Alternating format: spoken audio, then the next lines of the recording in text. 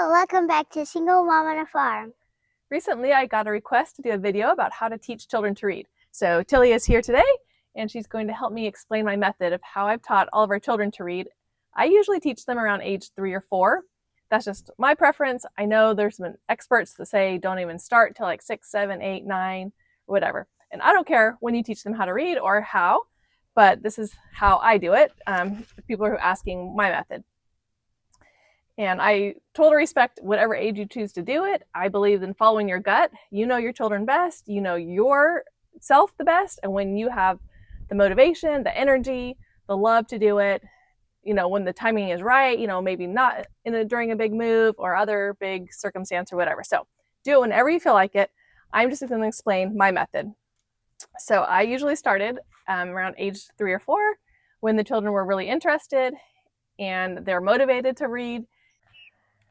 We are going to use the Biscuit books to show you how I teach kids to read. So first, I might say, let's read this book called Biscuit. And this is this dog's name. So anytime you see the word Biscuit, it starts with a B, then you can say it. Do you want to say his name? Yes. Okay. It's such a cute name. And I might even talk about what would you name a little dog if you had a dog like that? So I'd say, this is Biscuit. Good. And I say, and now this word is the same as this word, which is also the same word as the cover. And if you ever look at this word and don't know what it is, you can look at the cover and try to remember his name was Biscuit. And every once in a while, I'll have a kid say, was it Cookie or what was his name again? So I was like, that's close. So I say, this is Biscuit. Biscuit is small. Biscuit Is yellow. So I just point out, and then I might say, count how many times you see the word biscuit, so that they just get used to seeing it with their eyes. I'm not teaching phonics. I don't teach them to sound it out or anything, but just to recognize the shape of the word biscuit. And then I'll just keep reading. Say, time for bed. Biscuit. Let's say, do you want to be the dog? Yes. Okay, the dog says woof woof. So every time you see woof woof, it starts with a W and has the exclamation point like this. And I might point to it 2 times.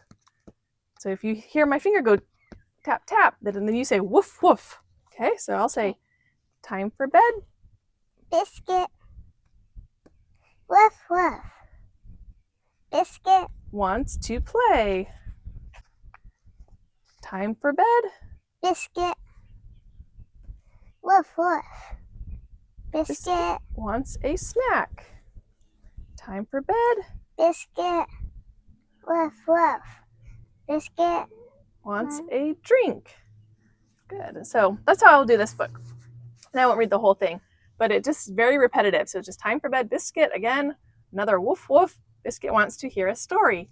So I'll read it to them in a couple times, and it doesn't take very long at all for them to learn how to read this book all by themselves because it is so repetitive. And in these times, and like the next words would probably be time that they're going to catch on to. They'll say time for bed, Biscuit. So pretty soon they can recognize that whole phrase wherever it is. And I might just also suggest that. Say, this is time for bed, Biscuit. So see where else you can find that. Just look through here with your eyes and see, do you see it anywhere else? And they'll say, yeah, it's right here. Time for bed, Biscuit. Oh, here it is again. Time for bed, Biscuit. And then say, point to the woof woofs. And they'll see them right here. They'll see them right here. So they can catch on really fast with this book. And then I might also praise them for saying, look how many words you could read right in a row. You read time for bed, Biscuit, woof woof. So count how many. That's 1, 2, 3, 4, 5, 6. You just read 6 words in a row. Good job. Yay. Something like that.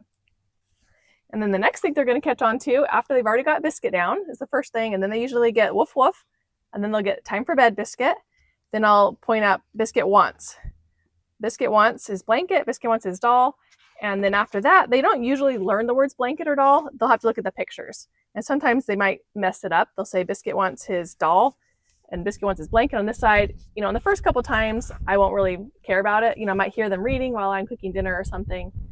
Biscuit wants a hug. Biscuit wants a kiss. So again, they'll be mixing them all up, and I'll just encourage them to look at the picture. I'll say, what do you think she's doing in this picture for a clue? If you can't remember this word, look at the picture for a clue. And then I start teaching them a little bit of sounding them out. So I'll say, does this say kiss right here? Kiss is going to say k, k. And it's going to start with a K. K says k. And that is not a K, so it's not going to say kiss. That one is going to be the hug. And same thing with, the drink or snack or whatever. So, and then when they get to this page, because they've done it so many times, time for bed, Biscuit, woof woof, Biscuit wants a light on. This is the page that they get hung up on. They'll turn the page and then they'll still say, time for bed, Biscuit, woof woof, and they'll realize there isn't a time for bed, Biscuit right here, because all of a sudden they stop repeating that and they'll just say, woof, Biscuit wants to be tucked in, Biscuit wants to be curled up, Biscuit wants someone to kiss and hug, and it doesn't say time for bed, Biscuit. So you have to just help them, see those words are not there this time, that sentence. So this is a great book to teach them how to read, and then there are a whole bunch of them. Do you got them? And I just get these at the library, but there's a whole series of them. They're awesome. And so when you get another one like this, say the next time you get this one, then I will say, let's find the same words as in the first one. Once they get this one down, which only takes like a day, then I'll say, let's find the words that are the same, that match. And we love match games, like the memory match games and concentration. So it's really fun for kids to learn to read because it's just like playing a match game when you're matching two faces together or something. So again, here it's like the same, time for a walk, Biscuit, woof woof. So instead of time for bed, it's time for a walk. So they can learn, they already know time and Biscuit and woof woof. So it's pretty easy to read. So I love these kinds of books. And by the time they've learned all of these, then they're going to be like excellent readers. And it will take no time at all. These are just awesome books. For Kylie, she is my oldest. So which book do we use for her? I'll let her find it. Oh, here it is. Okay. I used Jack and Jill and Big Dog Bill. I hadn't heard of the Biscuit books yet. So I like this book. It's similar to Biscuit, except instead of like repeating it on every page, time for bed, Biscuit, woof woof, time for bed, Biscuit, woof woof, it has like the whole story repeating 3 times. So I'm just going to read it to you and show you how easy it is to teach kids to read. It is falling apart. So we'll see if we can do this. There's Jack and Jill and Big Dog Bill go up, up, up the hill. And then they say, pull Bill, says Jill. At the top, they stop. Go, Bill, say Jack and Jill. So Jack and Jill and Big Dog Bill go down, down, down the hill. Bump, plop, they all stop. More, says Jack. Jack and Jill and Big Dog Bill go up, up, up the hill. So that's like the whole story, repeating it over and over again. So instead of just like on each page, it's a few pages later, but they'll start to recognize again the words Jack and Jill and Big Dog Bill. So as soon as you say Jack and Jill, like they can finish it. And then so if they're saying and Big Dog Bill while you're reading Jack and Jill, then you can just point out, look, you just read those words, and Big Dog Bill. Good job, you just read those words. And then you can start pointing out that they rhyme. Bill and Jill rhyme. And so anytime you see ILL, that's ill, and it's in Jill, Bill, and Hill. So they're all going to sound the same, and they're all going to be spelled the same. And then up, up, up. They're 3 in a row. So, or I can ask them to count. How many ups do you see? And where are they? Or say, which word in this page is up? And they might say, like, I have no idea. Say, well, it's repeated 3 times. So where is a word that's repeated 3 times on this page? And then they can point to it, right? Mm-hmm. Yay, you found them! 3 ups on this page. And then again, it's push Bill, says Jill. And sometimes they might say Jack because you have to kind of remember when it's going to be Jack and when it's going to be Jill. And I just let that go. If they're calling it the wrong name, that's perfectly fine. And then it's again at the top, they stop. And there's always a bunny in it. Oh, yes. So the pictures are adorable.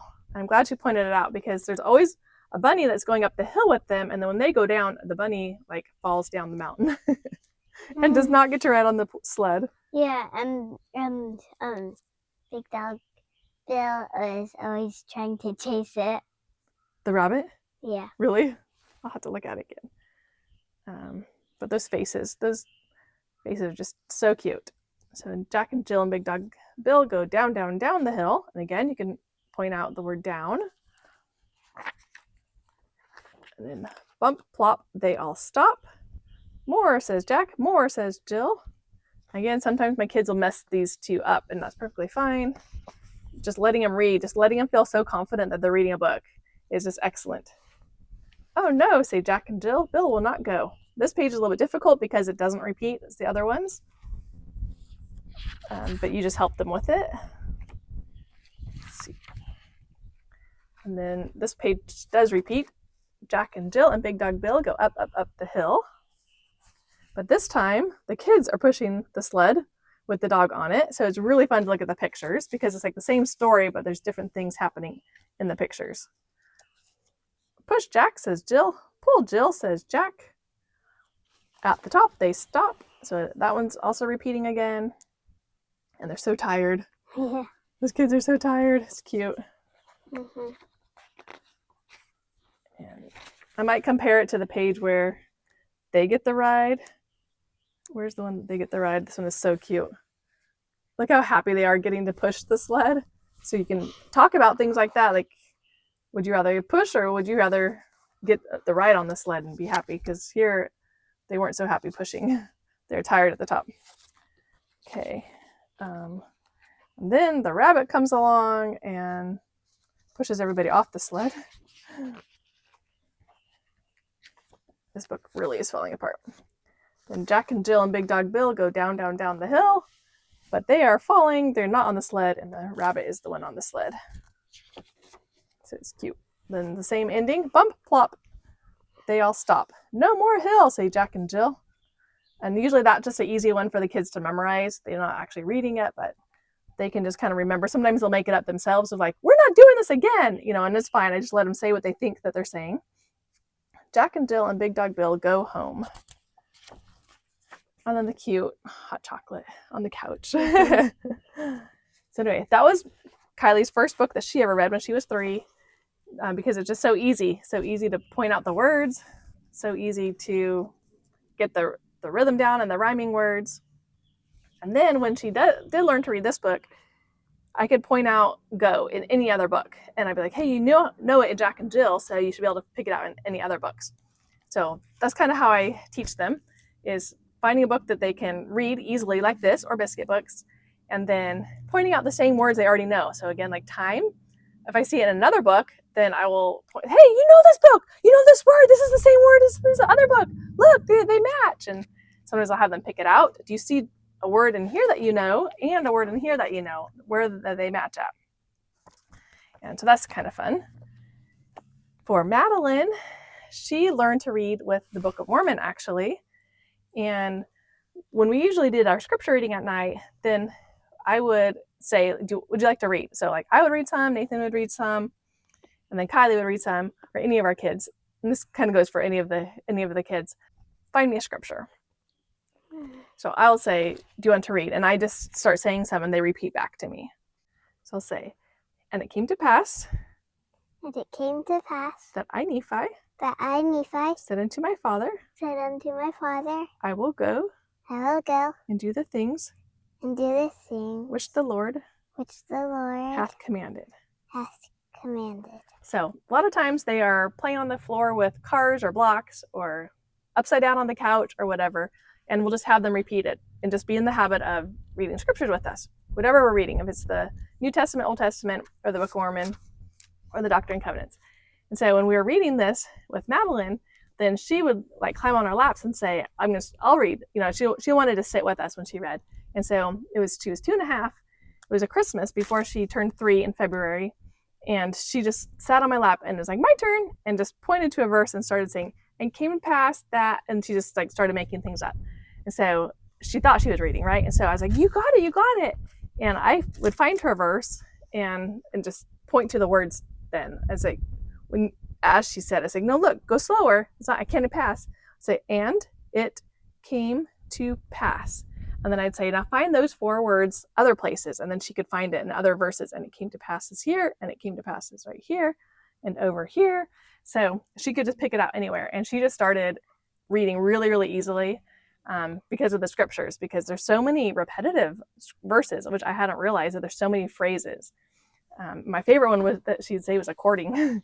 According to, she could learn to read that really fast because it was always, it's in so many verses. So you can use the Book of Mormon also to teach your kids to read. I don't remember what I used for Spencer.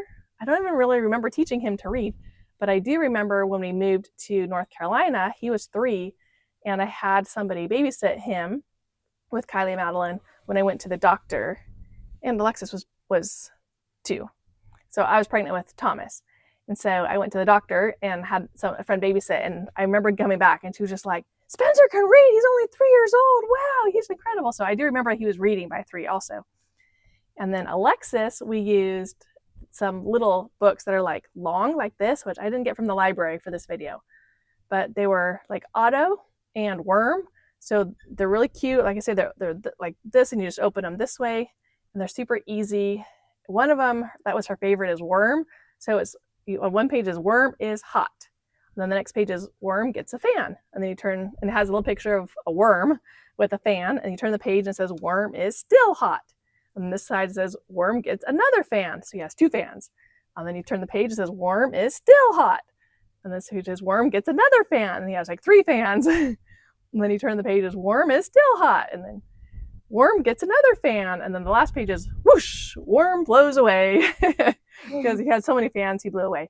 So that was a really easy book. She learned to read that one also when she was like 2.5 or 3, because it's just so easy. Each page is just Worm is still hot. Worm gets another fan. So they're simple. They're like 6 pages. They're really small. So get those ones. I'm trying to remember what the company is that makes them, or what the names of those books are. But they were fantastic. There's like Otto. It's like Go Otto Go, and Worm and Pip, and a few of them. So, and some of them are the up and down books, but some were just really, really thin, like 6-page easy books. Okay, so let me explain the different types of books, because this is a really good point that I want to make. So we don't need all of these Biscuit books, but what kind of was annoying is that they are different companies and they all have different criteria for their books. So like this one is an I Can Read my first reader, and I love them. So I think these are like the best books to teach kids to read. It's just like a pre-level before the 1, 2, and 3, and 4. So I love the I Can Read shared my first reading books. And then what is this? And also these ones, the Step Into Reading, is the Step 1. The Step 1 were really good. They're repetitive. They're the ones that are easy for kids to read, because you've got to have that repetition. Otherwise, kids will never learn the words. And then it gets higher. But then there are some other ones. Let's see. So this one is the first one. So this is good. So this would be like the next steps. You kind of want to match them. It's like these don't match. So they're gonna have different criteria. But these 2 are like the same, I Can Read. So you know this is going to be easier than this one. So you want to get the first ones. But then there's like a whole bunch of different ones. So like Scholastic Readers, level 1. It says like ages 5, but see, look how hard that is. That is not going to be your first reader that you want to teach kids to read on, because it's really hard. Penguins live in the southern half of the world. Like there's no repetition. It's not a teaching kids to read book, but it's a good science book. Then what else? Okay, here's another I Can Read, right? So this is the shared first reader. So this is a great one. I do love Fox is Late, because it is so much repetitive. Go, Fox, go. So like this, there's go, and you can use it and find it also in the Jack and Jill book. It has the word go in it, so you can point out that it's the same. You already know go from this book, so you can know it in this book. So any of the shared my first reading books are going to be really easy to teach kids to read. Hello Reader are pretty easy. They have 4 levels. Preschool is the first one, and these are pretty easy. I like this one because, let's say, like the first page is hard, but so they're not as easy to read as the shared my first reading. But I like this one because it has rhyming, so they can guess what it is. So the hen danced a jig and sat on a pig. Yeah, you can guess it without even looking at the pictures. So it's a pretty good one because it rhymes, but it's just not quite as easy. The Hello Reader ones were a little bit harder. Here's another science reader. It says station stop number 2, but look how hard that is. I mean, it's definitely a different level 2 than the I Can Read level 2s. So you have to just kind of get used to which company is grading theirs the way that you want to. Here's a Scholastic Reader, level 1. So this is the easiest that they have. And the easiest readers will have bigger words. So you want to look for the bigger words and not very many words on a page. Somebody gave us this one. It's already drawn in. But it's nice because it has the rhyme, stir in sugar with your spoon, hurry, hurry, it's almost noon. But I wouldn't use this to teach kids to read like the very beginning because there's no repetitive words in it. It uses too many different words all the time. There's hard words, mix and spices, let's be quick, stir some more, now it's thick. Like, it's a cute book, and kids will love reading it with you, but it's not one to teach kids to read. And this is the first one they have in their series. This is the easiest they have, and it's just not good for teaching kids to read. Fancy Nancy.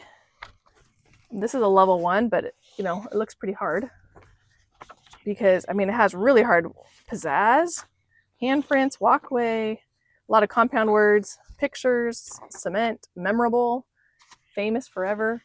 Like, those are really hard words. So I wouldn't use this book to teach kids to read either. Even though it says it's a level 1, I would go to the shared My First Reading. Those are the best ones to learn to read. Is that all we want to say? Here's a preschool book. It says about bears, but look how hard that is. So yeah, preschoolers might enjoy learning about it, but they're not going to learn how to read from it. It's pretty hard. So you'll just have to get used to the different companies. This is Seymour Simon. This is Scholastic Science Readers. And again, my favorite are the I Can Read. The I Can Read, like the preschool ones, are my favorite. Cat in the Hat are also good because I think they just use the same 55 or 100 words over and over again, so you can point to it many, many times throughout the book. They're just really long, so kids can't memorize them as easily, but they do have the same words, so they can be helpful. I use them a little bit later on, not for like the very first book I taught to kids to read with. Tilly wants to be done helping, so thanks for your help. She's a great reader. You can be done. Okay. Thanks. Okay. I'm just going to give you a few tips really quick. So one of my main tips is to go to the library all the time, just to get lots of books, and don't limit them of how many books they can get. So we would take suitcases, like rolling suitcases at one point, and let them put all their books in it, especially when I had lots of babies. Like, I'm carrying a car seat and a diaper bag, then I couldn't carry library bags. So I let them take rolling suitcases. Otherwise, we just took lots of library bags. We'd take a stroller and stick them all in there, but I don't limit them. At the store, you can't let them buy everything, but the library, you can. I just loved it when they say, can I buy this book? Can I buy this book? And I say, sure, put them all in because it's free. You can take them all back. And we go frequently, so it's not like we're keeping books too long at our house and not letting other kids use them. Get all types of books. That is my next tip, is to get all different kinds of books.